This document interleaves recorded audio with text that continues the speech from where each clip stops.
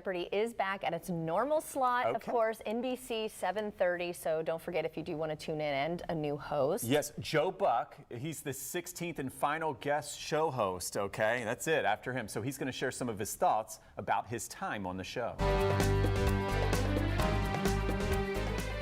Well, it means a lot more now, being in this studio and being on this stage. I mean, for me, I was just a fan. You know, I'm somebody that uses it as appointment television. It's a way for me to see if any of my education from high school or college or conversations at parties is stuck.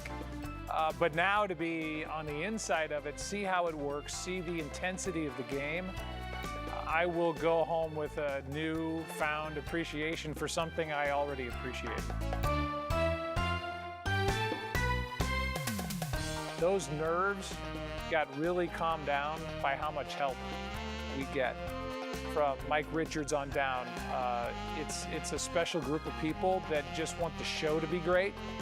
And, you know, for a week's worth of shows, I'm a part of that. And so they're helping me at every turn. And without that help, I'd be lost. With it, I've got a chance.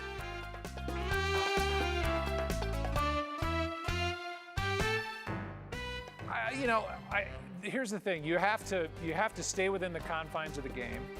But I think anybody that came in as guest host wants to put their own stamp on it. So if mine is trying to have a little fun along the way, trying to loosen it up, trying to have fun with the contestants, maybe have fun with one of the clues, that's kind of the way I'm going about it. But I think my wants and my personality take a backseat to the game, which is how it should be. So, you know, we've all kind of played with the same rules, and it needs to be that way.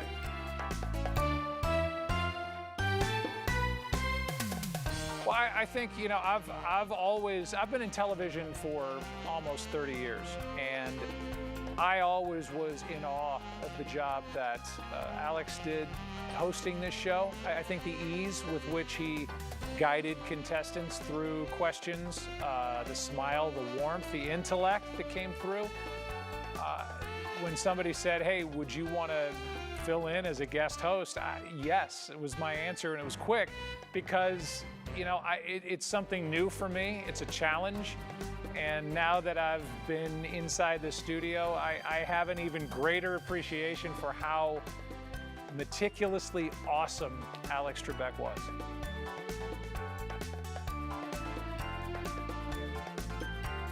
All members of my family, from my wife to my sister to my two daughters, just said relax and have fun and be yourself. And at the end of the day, I mean, that's really all I came in here with is my knowledge of how television works, and then trying to apply that knowledge to how the game works from that side of the podium instead of from my couch. And being able to do it and have some fun along the way, that's been the most rewarding part too, is to actually get there at times up there where I feel comfortable and I feel like myself. You know, getting that chance, it took a little bit to settle in, but I feel like I'm getting there.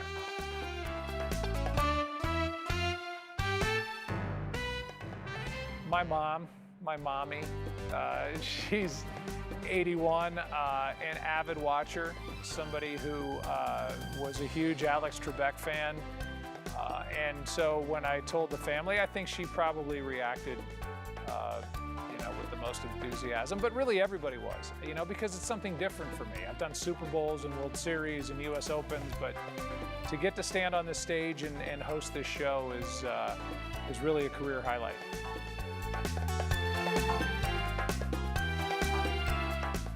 You know, I heard a while ago that Alex was a fan of my father's, which meant a lot. My dad's a Hall of Fame broadcaster in both baseball and football, and to hear that really gave me a jolt of pride for my dad and for us.